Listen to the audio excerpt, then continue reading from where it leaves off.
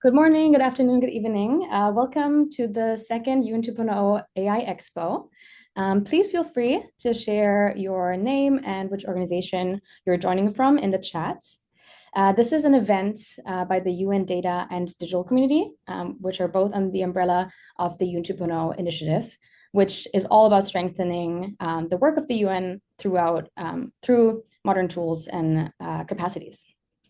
Maybe you've joined us for the last Expo session and are already familiar with the format. If not, you can recap the previous session. We'll make sure to put the link to the UN Innovation Library in the chat. In our Expo events, we spent the hour spotlighting digital and data initiatives that shape the way that UN teams deliver on their mandates. And today's session is focused exclusively on UN AI activities. And for this, we draw from the recently launched UN AI Resource Hub, which is a collaborative initiative by over 50 UN entities, and it's meant to strengthen coordination and coherence on AI across the UN system. On this platform, we host close to 800 initiatives related to AI, so there is lots to explore. For any new participants and community members who were not here for the first Expo, we want to take a second and introduce you to what the hub is all about and how it can be helpful. So we'll see a quick video, and I think my colleague is just pulling it up. Thank you, Fiona, and over to you. Search, discover, coordinate. Welcome to the UN AI Resource Hub. This platform allows UN leadership, staff, and other stakeholders to quickly find resources, drive collaboration, and reduce the duplication of efforts. Search activities and filter by region, country, activity type, related SDG, and beneficiary. For a world view, search via the global map and explore all activities per country. Learn about each activity's purpose, partnerships, and impact metrics. Connect directly with the focal point for collaboration and check out linked assets.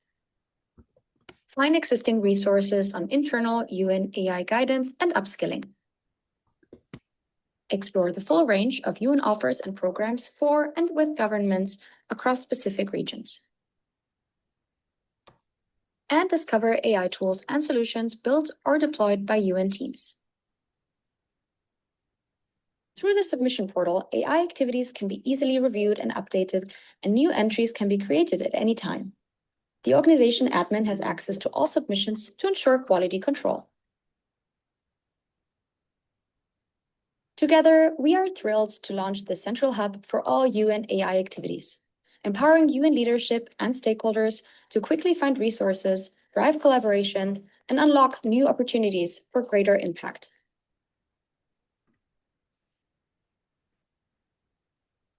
All right, and so with this background and introduction, you know what to explore right after this. But for now, let's get right into our expo.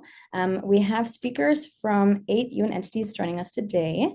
I'll pull up my screen so you can see who we're joined by. Starting today's expo will be Stephen Voslo from UNICEF. We are joined by Livia Nononse from UN Habitat and Sahil Kapoor from UNFPA. Annabella Steeren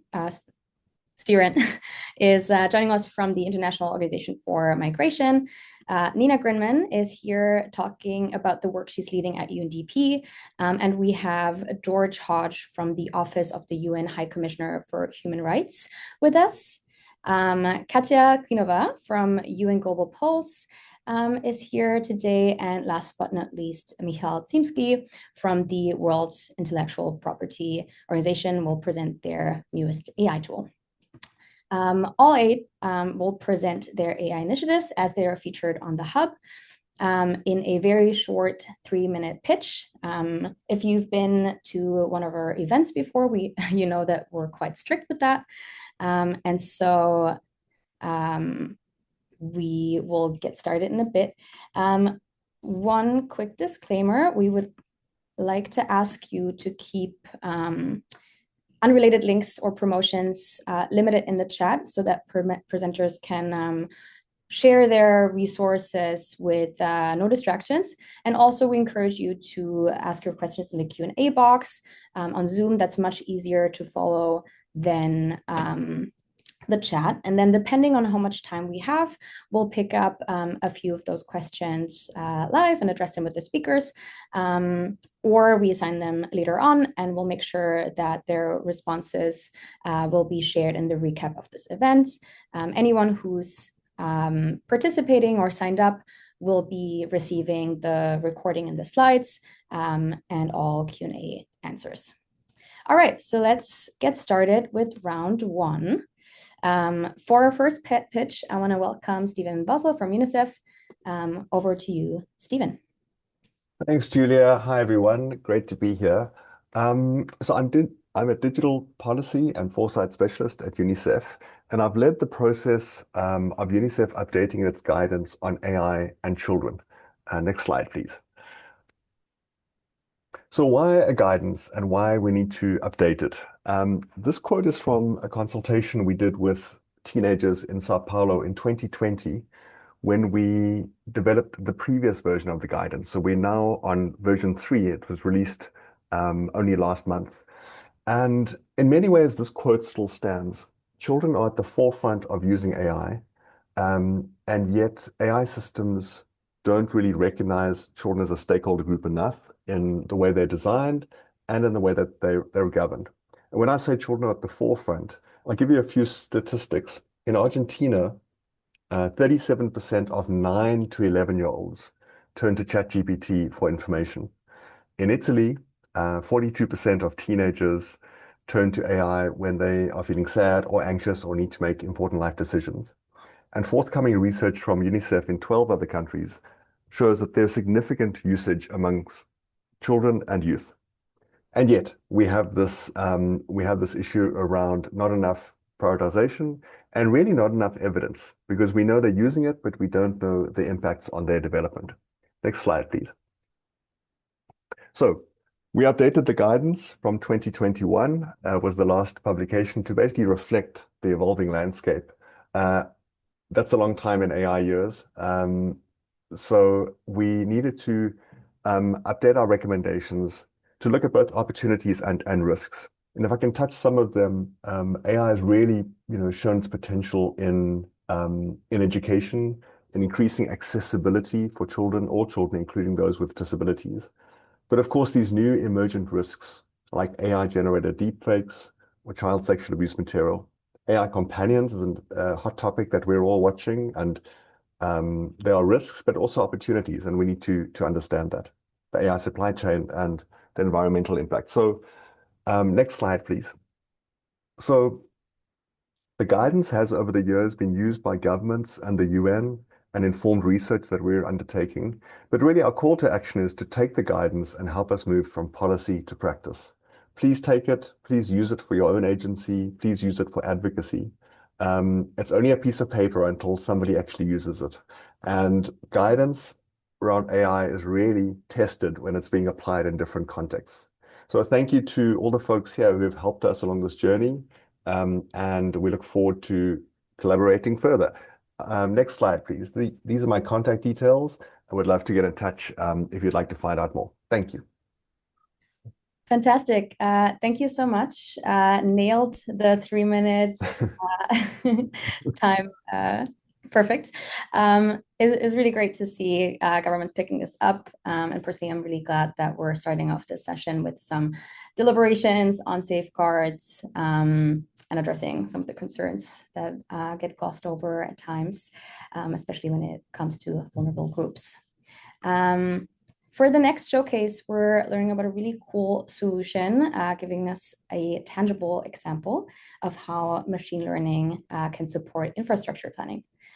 Over to you, Livia. Hello, colleagues. Thanks for the invite. It's nice to be here. I'm Livia Nonozzi. I'm a technology and innovation specialist at UN Habitat and part of a UNITAC team. UNITAC is the UN Innovation and Technology Accelerator for Cities. It's led by UN Habitat in collaboration with the UN Office for ICT and Hafen City University in Hamburg. And we focus on developing digital tools and data platforms, especially for the achievement of SDG 11, and including tools for participatory processes and crisis response. Next, please. So within our mandate of working with cities and communities, we know that there are over 2.8 billion people living in conditions of inadequate housing, and also 1.1 billion people living in informal settlements. And this represents a major housing crisis of a global reach and causes also data gaps also to understand how these settlements and the growth, what is the demand for infrastructure, and also how to prioritize the allocation of resources in these areas. So in the next slide, with this clear need for planning and for data and for mapping these areas, we developed a BEAM tool, which uses machine learning to detect and map the building footprints using aerial or satellite imagery. The BEAM tool was first developed in eThekwini in South Africa to understand better how to plan the infrastructure. And also we complemented this process with local collaborative mapping and also developing or establishing a steering committees with local stakeholders in addition to capacity development program as well. And we see that this process, they are very resource intensive to manually map those areas, which is something that can take months. And in the next slide, please, you can see that, for example, in eThekwini in South Africa, we reduced the whole mapping of the municipality to 72 hours. Then we scaled the same model of BEAM to Central America with over 6,000 informal areas that were mapped and also contributing to the establishment of informal settlements inventory in the region. And then more recently, we also scaled BEAM to Cape Town with over 800 additional structures mapped, and also with the additional use case of mapping backyards. And that has been also a process because every time we scale to a new region, we need to train the data and so on. So we have been enhancing with the new use cases. And I think this is also my call for action here, that we can connect with colleagues and understand other use cases, exchange knowledge, and also how to better visualize this data and explore also cross-training in different agencies and mandates. So my information's in the next slide, and thank you. Fantastic. Thank you so much. I think this is a really nice reminder that beyond AI buzzwords, at its core, we're really just caring about solving problems and using more efficient ways to process and interpret data to do so. So this has been really interesting, and I hope people take up the offer to connect. We're now moving on to our showcase from UNFPA. Great to have you joining us today, Sahil, and over to you. Hi, Julia. I'm audible? Yeah, we can hear you. Yeah. Hello, everyone. Good morning, good afternoon, and good evening. I'm going to present the work on one of our chatbot platforms, which we designed for adolescents and youth and launched almost 2.5 years back. I lead the innovation and the technology unit at the UNFPA India office, and I support the work across all thematics of UNFPA. Next slide, please. So if you see the larger problem statement, what we're trying to figure out was understanding around the high unmet need information, especially on the sexual and reproductive health information, and as well as the mental health information and access to services. The stigma around the information and being judgmental when people are searching information, especially adolescents and youth, limited access to confidential counseling, uneven information quality on the digital spaces, and unavoidable health outcomes which require sometimes attention. In the overall 1.4 billion population, around 370 million are basically the adolescents and youth. And we thought of putting up a digital platform in the form of a chatbot rather than an application to have a more secure platform. Next slide.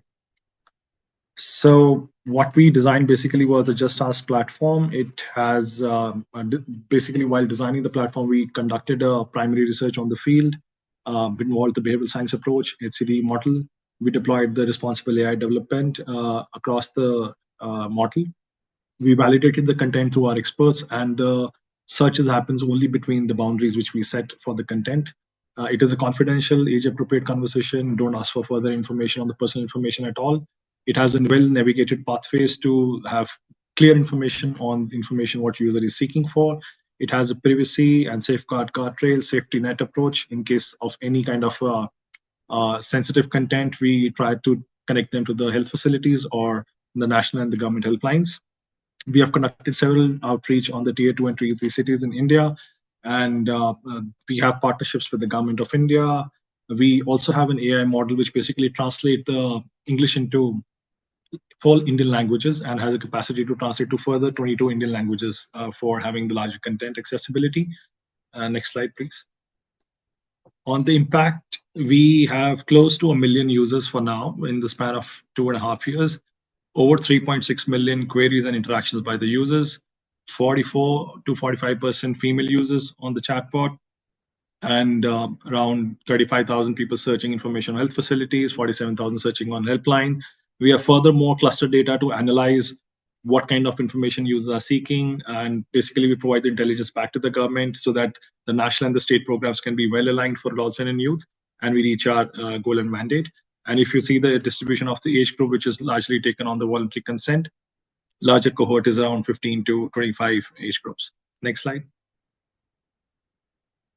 And this is my email ID, and happy to connect for the future discussions. Thank you. Thank you so much, Sahil. It's amazing to see the impact of this initiative, and I'm very much looking forward to seeing the initiative grow even further. For our final showcase of this first round of pitches, I'm excited to welcome Annabella from IOM, who has a really interesting background that I think we'll learn a bit more about, from documentary filmmaker to AI employment at the International Organization for Migration. Over to you, Annabella. Yes, thank you, Julia, and nice to meet you all. Yeah, you might think that IOM is a bit crazy to hire a documentary filmmaker as the AI deployment coordinator, but there's actually a lot of similarities in these jobs. And I think one of the things that I learned mostly from documentary filmmaking and interviewing people is really to listen and to really understand people's problems. And this is what I do now, mostly in my role as well. And I also have the privilege to actually help people with the technology to solve some of these problems. And one of the problems that we had, if you move to the next slide, one big problem that actually the organization had in the beginning of last year, which many of you know, is that we lost a lot of our funding, 30% of our funding, due to the new US administration. And we found ourselves in an unprecedented crisis at IOM. But at the same time, the crisis in the world didn't stop, right? So migrants still needed our support, and we had to keep delivering on our mandate with significantly fewer resources. And it became very clear that we had to find new donors, and we had to diversify our donor base as well. And we really understood that we had to do things differently, or we would fail the people that we serve. So could we move on, please? Next slide. So we did something different. We had a new approach, which is not really the traditional IT approach. And what we did first is really discovery workshops. And this is also where, again, the ability to listen comes in, because we sat down with the people who do project development and really understood their processes from A to Z to really see where the opportunities where AI can come in. Then we started rapid prototyping and wipe coding, so AI-assisted software development, which we did for the first time. And we were able to really get really fast prototypes into the hands of the users. And we were really working closely with them through all the process to really get into, okay, what is it that they need and how can we make it fast and iterated. We integrated a couple of different data systems from our internal resources to also OECD data, DevEx data, etc. And we were able to build a multi-agent AI system that researches, synthesizes, and enhances our donor profiles. If you move on, please.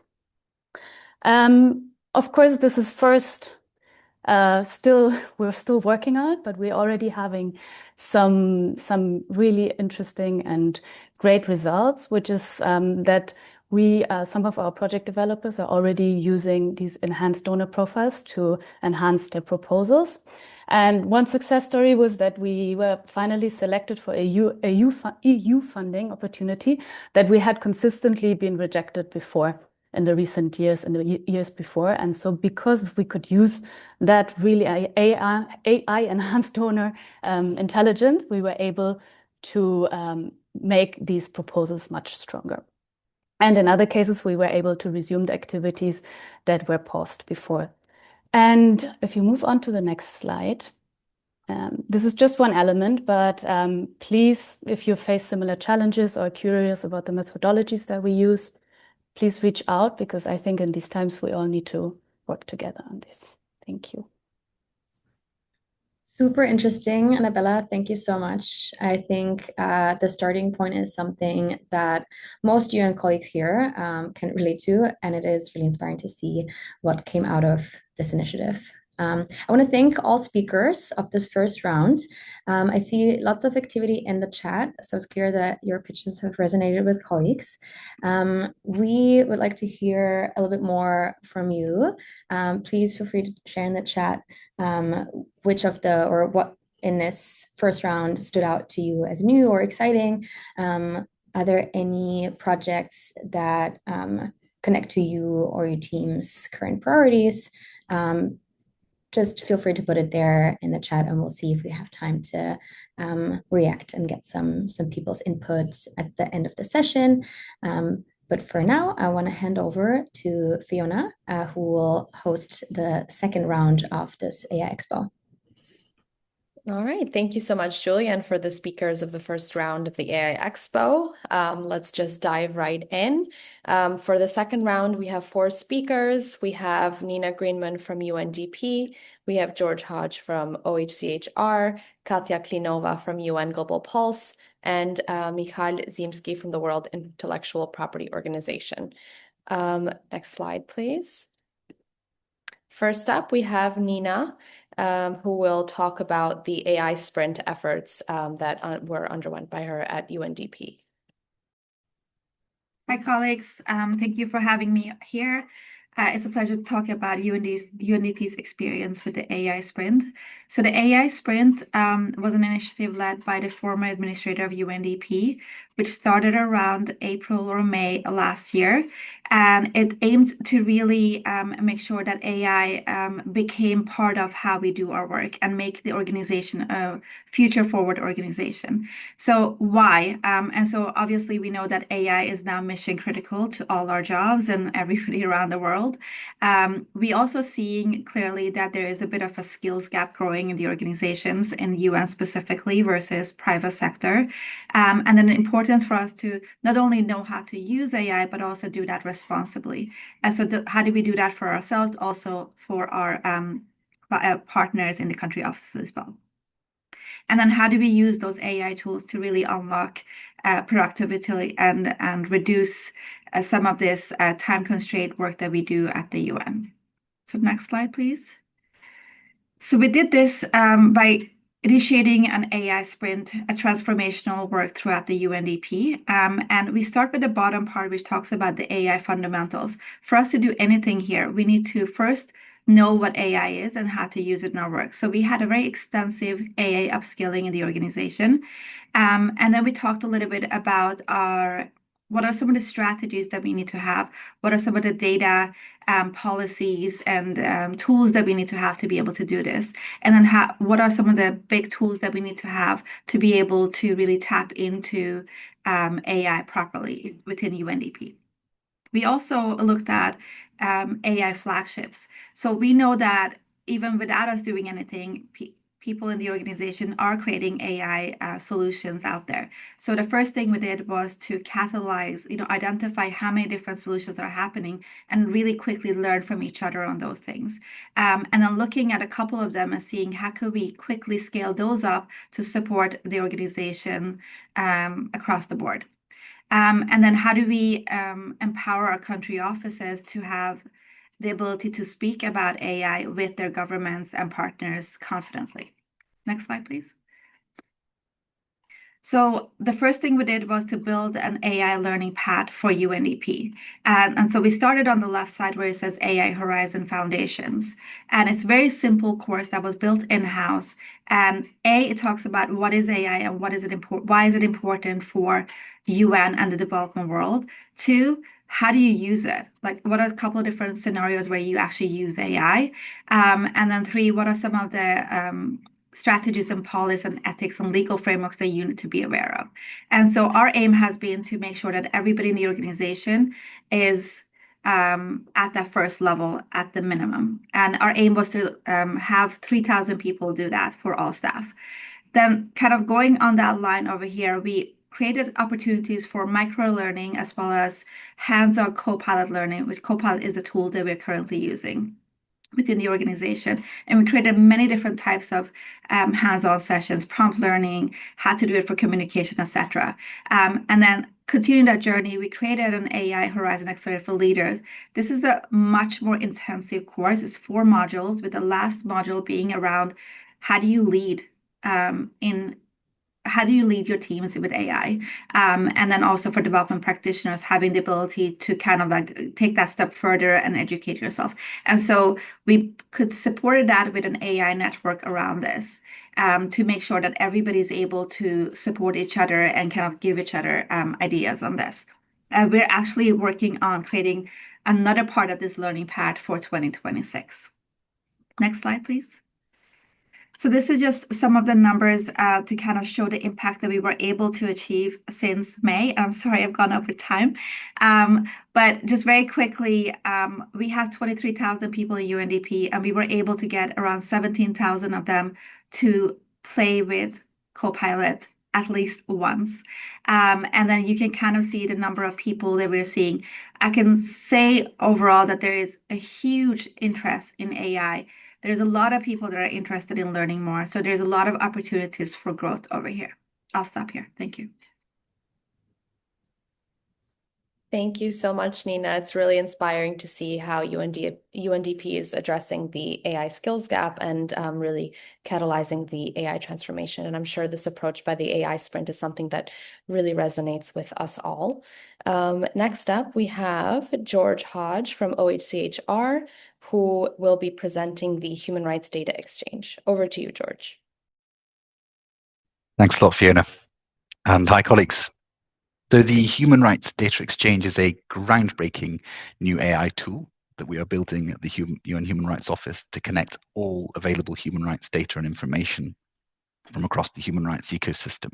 And I have the privilege of helping to build this incredible data commons powered by AI. Next slide, please. But what is the challenge that we're up against? I mean, the data is clear. Every 12 minutes, a civilian dies in armed conflict. Every 14 hours, a human rights defender, journalist, or trade unionist is killed or disappeared. And 1 in 5 people report experiencing discrimination. And behind every statistic, there are these stories, and behind every data point, there is a person.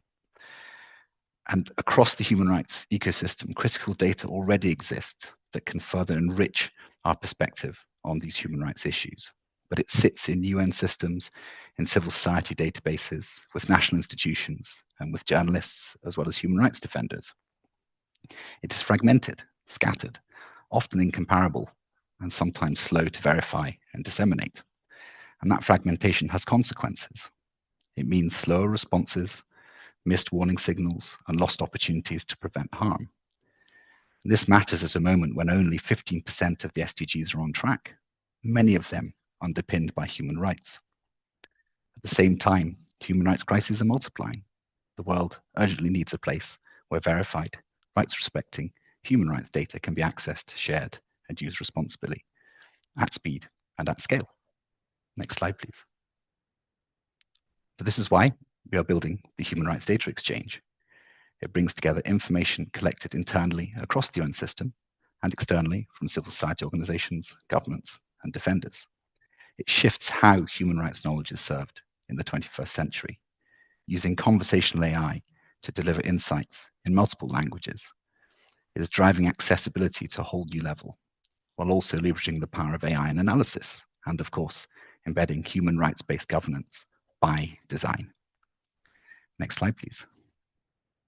So we're going to make a public launch of HRDx this quarter, but the AI capabilities underlining it are already impacting the scale and speed of our human rights monitoring.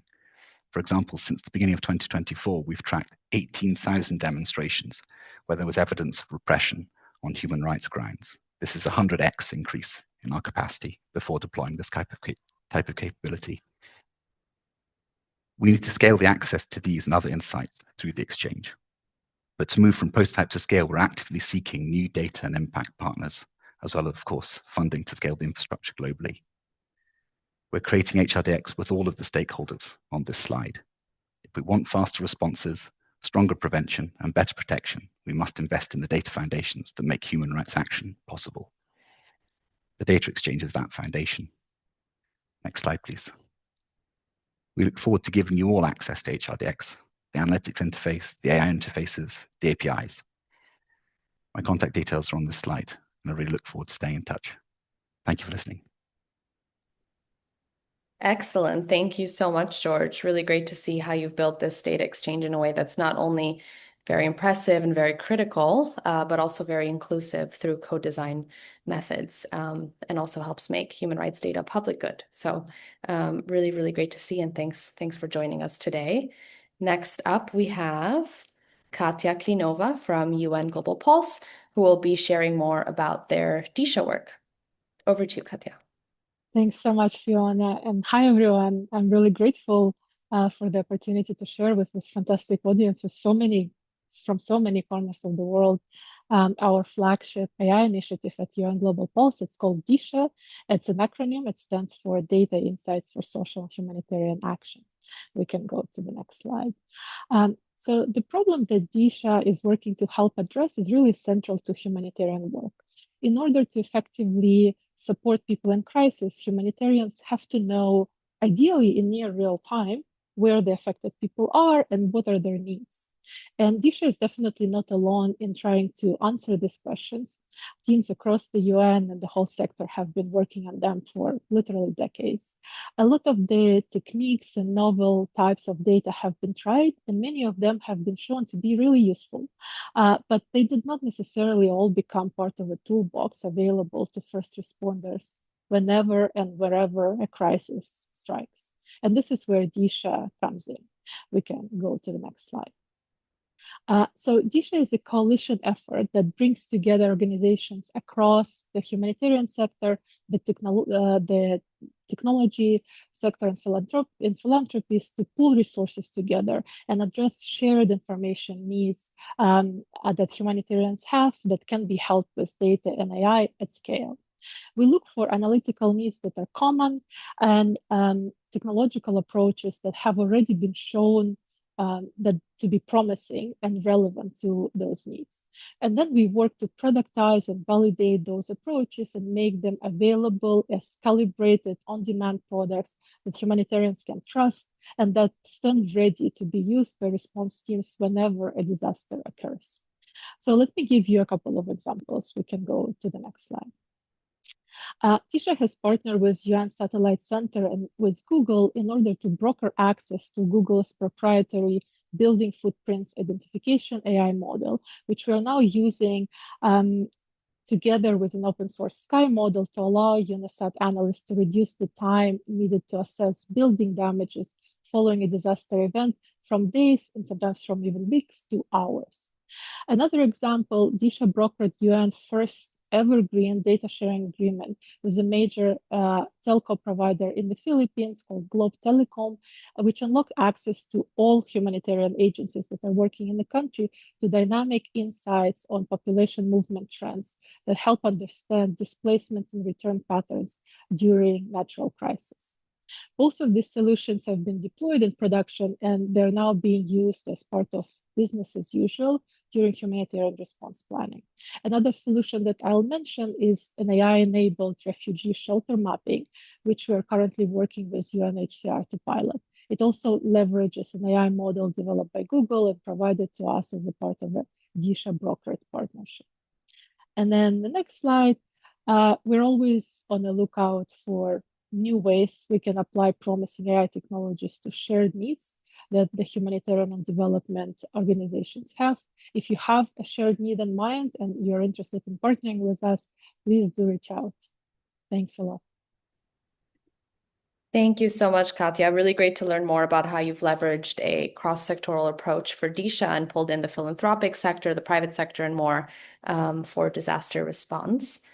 Next up, we have Michal Zimski from the World Intellectual Property Organization, who is going to speak about their speech-to-text efforts. Over to you, Michal. Thank you, Fiona. Hello, everyone. Good morning, good afternoon. My name is Michal Zimski. I'm the Senior Machine Learning Specialist in the Advanced Technology Application Center, ATTAC, in WIPO. So today I want to give you just a glimpse at one of the many AI projects that we are running in ATTAC. Next slide, please. And this is WIPO's speech-to-text. So in today's world, we all have many, many meetings, and especially in the UN context, these meetings can be in various languages. Unfortunately, the human transcripts and translations typically can take a very long time. So what we did at WIPO is we fully automated these meeting transcripts in all languages. So we did this by automatically produced aligned transcripts. Then we can translate these transcripts with our own machine translation solution, WIPO Translate.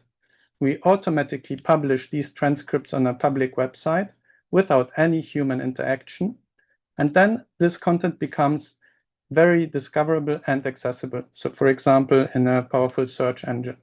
So this creates an entirely new product because the transcripts are available in minutes and not days or weeks. Next slide, please. So we did this by creating our own in-house system with our own custom models. And these models transcribe the spoken language from interpretation channels. And WIPO speech-to-text supports many languages, and these are optimized for the UN languages and for our own terminology. So these models are also robust for noise and for non-native speakers, which are typically heavily accented. So the system can produce many formats, such as web pages, Microsoft Word documents, subtitles, or text. And once you have this content, you can do many more things. For example, you can create summaries or statistics. What we also do is we can cascade it with our own machine translation system in order to produce even more language versions of the transcript. Next slide, please. So I want to emphasize that the transcripts are really quickly available and they allow you to have direct access, because even with a link, you can directly jump to a very specific place in a given transcript and the video or the audio file. So this supports highly confidential content, and we have been using this at WIPO for most of our public meetings since 2022. In this way, we're saving millions of Swiss francs. WIPO speech-to-text has also been shared already with many other organizations, and on the right on the slide, you can see a selection of some organizations that are currently using the system. So it can also be optimized for a specific domain as soon as there's some training data available. Typically, such a system is installed on their infrastructure, but we are also working currently on a SaaS API. Next slide, please. So with this, I would like to conclude my presentation and highlight again that this is only one of the many AI tools that we're developing in ATTAC. And please don't hesitate to contact us if you would be interested to working with us, or if you would like to explore how one of our tools would be beneficial for you. Thank you very much for your attention. Thank you so much, Michal. I'm sure many colleagues will take you up on that offer and contact you, because this tool is really impressive and something that I'm sure is going to be relevant for so many work processes of UN colleagues across the system. All right, that's all for the AI Expo presentations. Next slide. I think Julia has probably done a better job monitoring the chat and the Q&A box than I have during the second AI Expo round. But for now, please let us know in the chat what's one key insight you're taking away from today's session, what's resonated most with you from the discussion, and then we'll also jump into Q&A for the speakers for the questions that haven't been already answered in the chat and Q&A box. Yeah, so I've been looking at the chat and it's just so great to see. It's really buzzing with connections and to see just everyone's interest. It's really great to see all these colleagues from all over the world and all over the UN system. We have IOM Lebanon, we have UNDP Niger, we have colleagues from UNDP joining from Colombia, UNESCO from Brazil. So this is just really fantastic to see. We do have a couple questions I want to address. I want to check again in the Q&A so I get the question right. I think there was one addressed to Annabella with interest. Oh, okay, one sec. Let me pull it up again. Actually, the question was already answered, but I would like to invite Livia to just expand a little bit on the question on the Beam AI project. A participant asked about more information on the use cases for building structure detection and the data sources. Yes. Thank you. Do you hear me or yes? No, thanks a lot for the question. Yes, we do work with the government. So we take this needs-driven approach. There's always a need that is identified before we develop the technology itself. So in the case of Itiquini, when we started to collaborate with them, the first need is that they had a lot of areas of informal settlements that were not mapped, and they needed to understand also the size of the areas and how to better provide infrastructure planning. So we started with that need in mind. And then we developed the digital infrastructure itself, do a lot of user tests and go through several iteration processes, then understand the local or the government infrastructure itself, their capacities, what type of training and capacity development they need. And then we do the process of handover of the tool itself or the platform. In this case, then in Itiquini, once they install and we do the handover of the tool, then they can run the analysis on the images and the algorithm will produce the mapping process.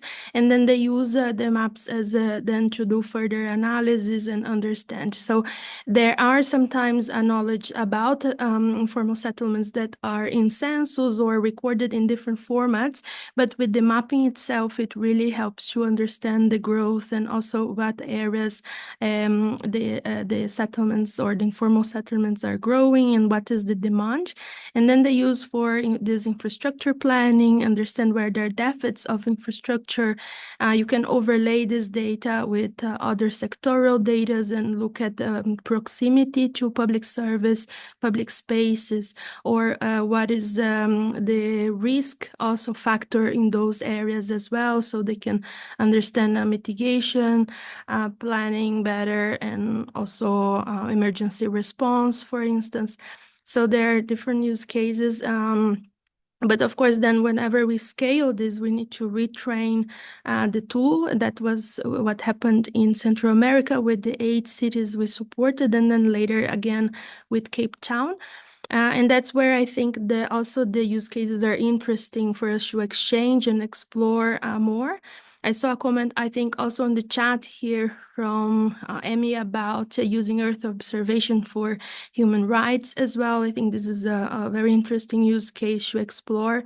So we are open for discussions, and I think is when we work also with our partner governments, it's just really important to have the clear need so we can better tailor the customization or the adaptation of the tools, and then what type of capacity development is needed. I think we work not only focusing on these opportunities that AI brings, but I think it's crucial to understand the risks So we mainly support the partners to ask the right questions when they use this type of technologies, and then, or if they are using these technologies with other stakeholders, then what questions do they need to ask those stakeholders in that case? Fantastic. Thank you so much for this detailed answer. I saw a question from a colleague at UN Human Rights Office. Amy Shelfer had a couple questions to both the UN Habitat colleagues and IOM. Not trying to put you on the spot, but if you'd like to come and join us on the panel to ask your question, you're very welcome to. I think I just gave you access to join us. Awesome. Brilliant, thank you. Excuse some baby coos in the background if they come up. Thank you. It's always so wonderful to hear what the UN system is delivering, and congratulations to everyone on these amazing tools. I think we get very excited at UN Human Rights because, as George mentioned, human rights underpin so much of the work that we all do. And I was really interested for the UN Habitat colleague. I'm sorry, I just couldn't remember your name. Did you or for the mapping, would you be interested in working with us to overlay some human rights data on that and perhaps even feed into our HRDx, because we're always looking for GIS information that then supports other kind of human rights interventions. So that's number one. And then number two, I was for IOM, I was very interested in, obviously, donor intelligences.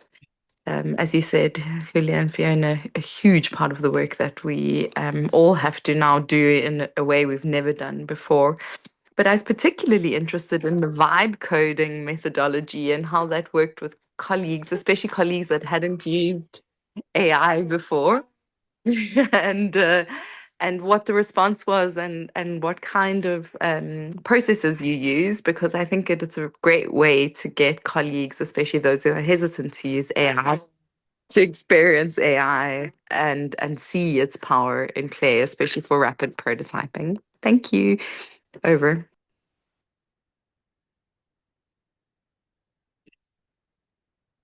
Should I answer quickly? Oh, thanks. Thanks, Emmy, for the question. Yeah, I mentioned, I think we are very happy to discuss that use case as well. I have also worked with digital human rights before at UN Habitat, so I think it would be a very interesting use case to explore.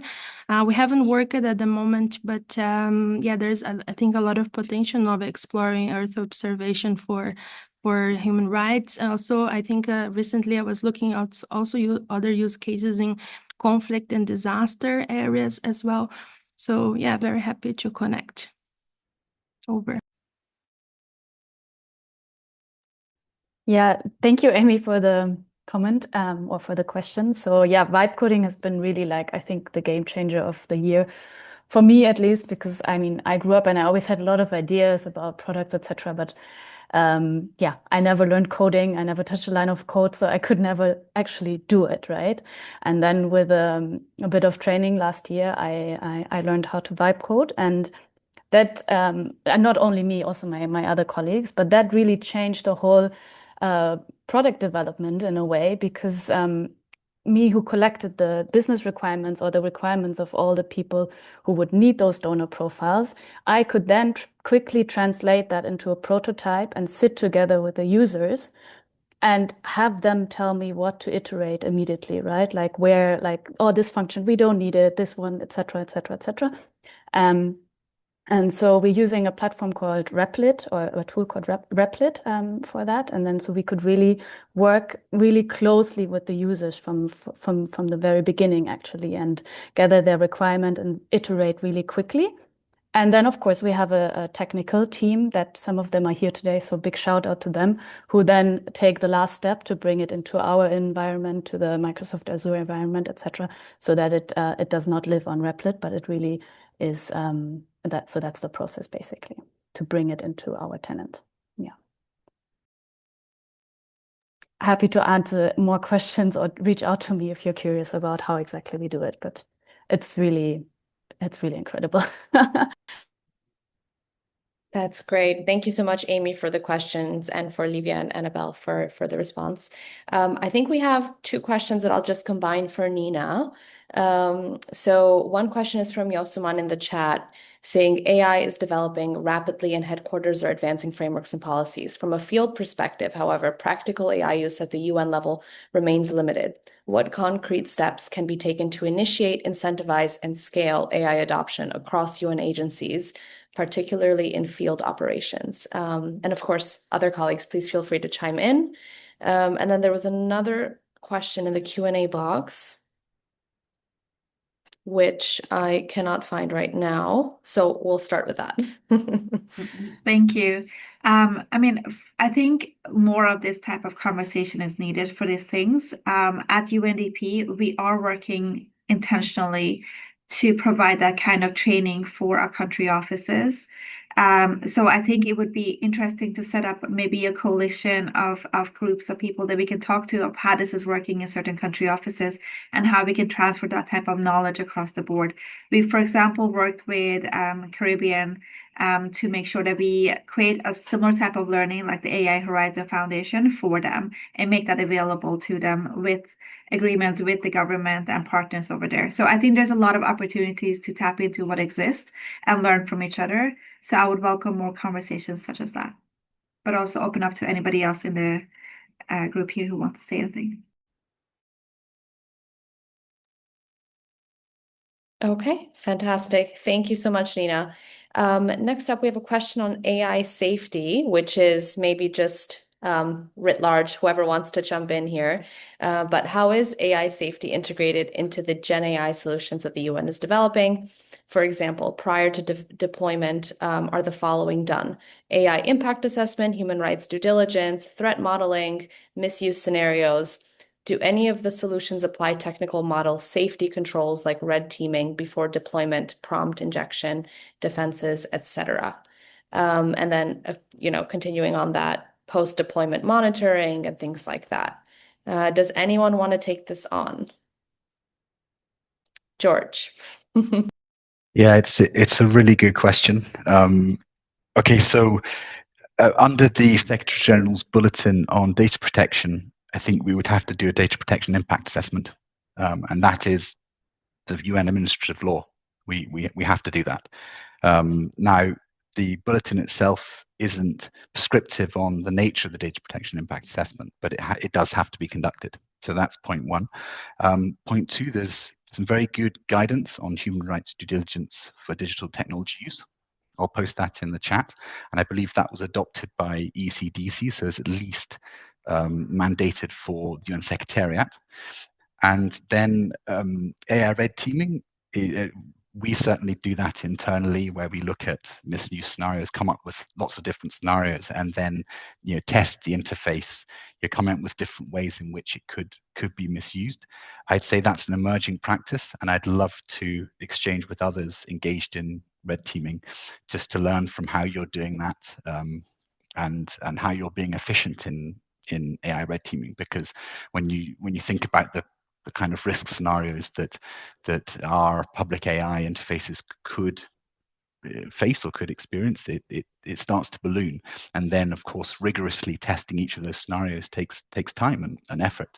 And so, of course, doing that in a structured way is a good start. But I'd really love to hear from others on how you're taking that on, and of course have a little to share from the OHCHR side too.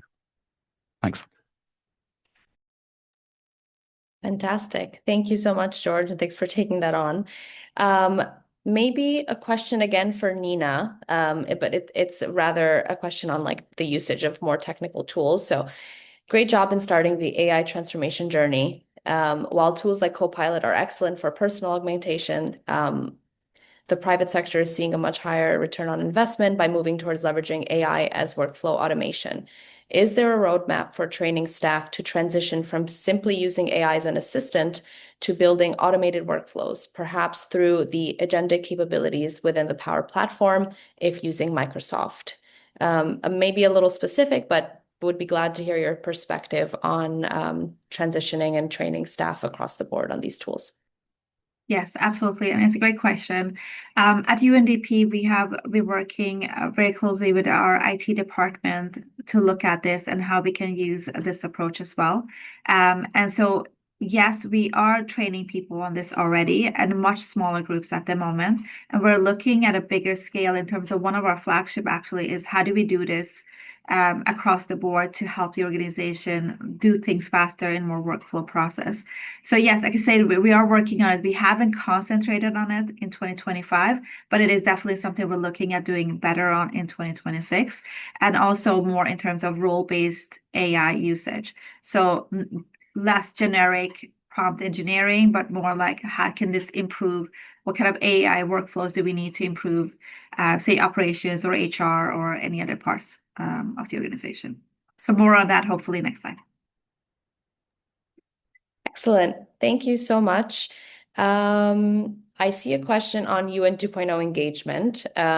So maybe that's a good segue for Julia to share the screen again on the UN 2.0 communities, and we can wrap up. Yeah, I really want to make sure that we get some time to present to you all the offers of the UN 2.0 communities, or at least make you interested, or I hope this event has made you interested in signing up for more of it.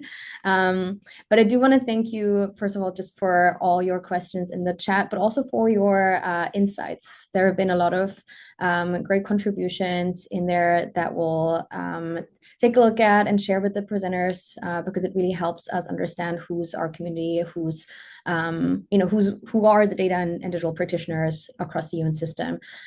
We have received insights from a colleague at UNHCR who says that there have been very few AI initiatives designed primarily to address refugees' needs. I know that there are amazing colleagues in UNHCR working on cool initiatives. So I really want to make sure that we can create some connections. We don't unfortunately have time for more questions. We will leave the chat open for a couple minutes after ending the session, so you can ask a few more and then direct them. If you direct them to the speaker whose initiative you're interested in, that will make it much easier for us to assign them. All right, and with that, I will in fact share the screen and invite you to, if you're not subscribed to the UN 2.0 digital or data or innovation or strategic foresight community to do so by using this link. I'm also sharing a link to all mentioned resources in the chat, which you should be able to see right now. You can indicate your interest in any of the communities and you will receive updates and invites to events just like this going forward. If you want to explore more AI initiatives, you can check out the hub that was presented at the start of the session. You will be able to find every initiative that was presented today and 750 more on this platform. And if you have any questions about the Resource Hub, you want to find out who is your focal point for your UN organization, because this is maintained by a network of focal points, then you can reach out to AI coordination at undp.org. Oh, and this is a sneak peek of the next session, actually. So I'll just let you know that by signing up here, you'll be invited to the next AI Expo. And with that, I want to close today's session. Thank all of you speakers for your amazing contributions and for sticking the landing with the 3-minute pitches. It was really inspiring to hear from you. I think participation of around 300 people this morning really shows that there's interest, and yeah, fantastic to see you all here and hope to see you next time. Thank you so much, Bye-bye. everyone. Thanks so much. Thank you. Bye. Goodbye. Bye.